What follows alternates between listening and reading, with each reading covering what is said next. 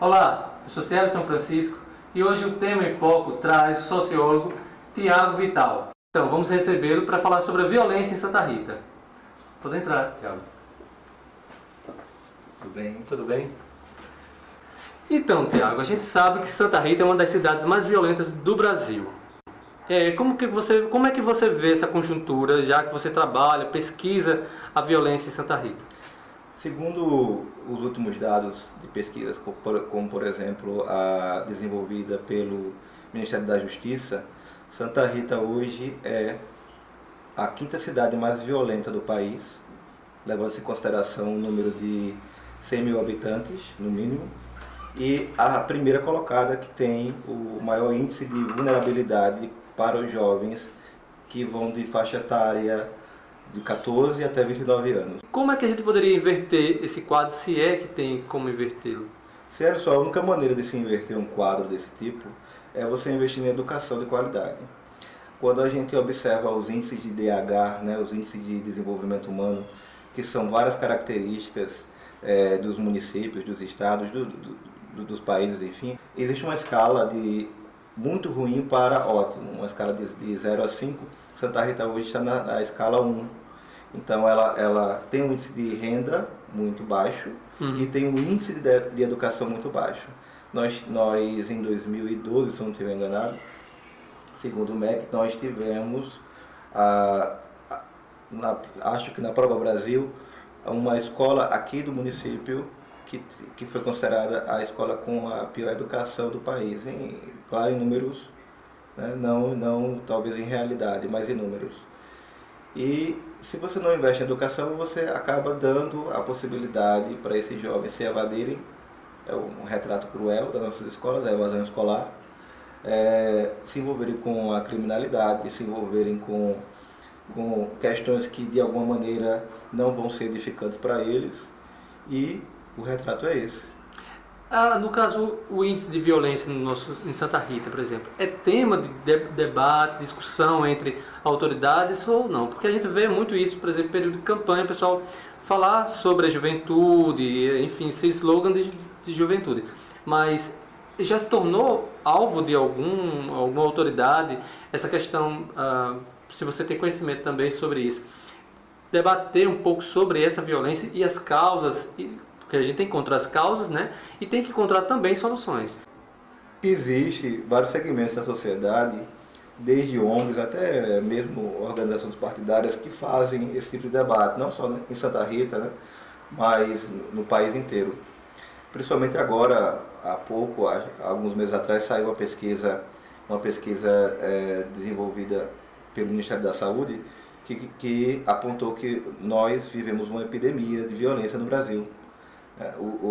Em 2012, o número de homicídios que foram catalogados é maior, em 2012, apenas um ano, é maior do que todos os homicídios ocorridos no conflito da Chechênia, que aconteceu entre 1994 e 96, e mais do que a guerra do Iraque.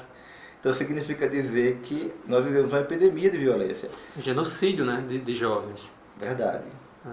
Impressionante isso. Então, no caso, as ONGs, alguns partidos já vêm discutindo isso e procurando soluções. Isso, mas eu acho que isso fica muito restrito às salas de reuniões. Eu acho que isso tem que ser um debate com a sociedade.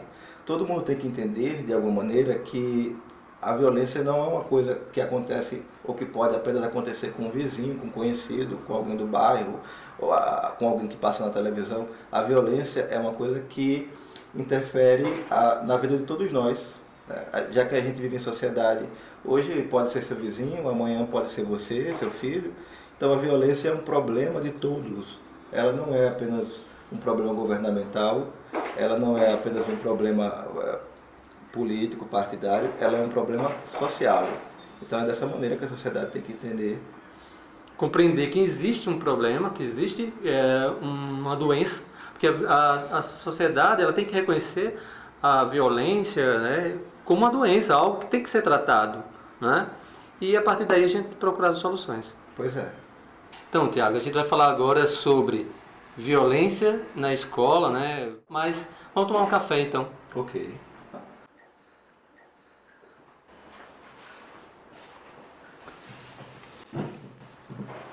Então, Tiago, de que forma a educação pode ser um agente transformador? E isso também não quer dizer ser uma responsabilidade muito grande para a educação? Celso, em todas as sociedades no mundo que se desenvolveram, que combatem ainda a violência, porque ela não é um problema só nosso, brasileiro, do nosso município, elas investiram em educação de forma maciça. Então, quando se investe em educação, não é apenas você ter escolas e professores, mas você ter programas de intervenção para jovens que estão com a possibilidade de entrar no mundo das drogas, da criminalidade.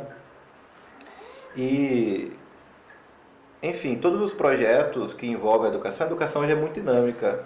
Ela não só mais limita-se às velhas estruturas. Então, quando você observa, por exemplo, o Atlas de Desenvolvimento Humano, pesquisa essa desenvolvida pelo IBGE em 2013, se não estiver enganado, que analisa e relaciona a questão do IDH da cidade de Santa Rita, você pode observar claramente que a qualidade da educação, ao longo da nossa história, desde que essa pesquisa começou a ser desenvolvida, há décadas, ela não aconteceu o desenvolvimento, pelo contrário. Nós estagnamos e, vez ou outra, os índices de educação diminuem cada vez mais. Nós ganhamos aqui com o seu assunto, com o seu debate, com a sua experiência. Nós agradecemos o Tema em Foco. Se você gostou, dá um joinha embaixo, se inscreva no nosso canal e diga também que você gostaria de ver entrevistado aqui no Tema em Foco. Nós aguardamos, então, os comentários de vocês e uma boa semana. Obrigado. Obrigado.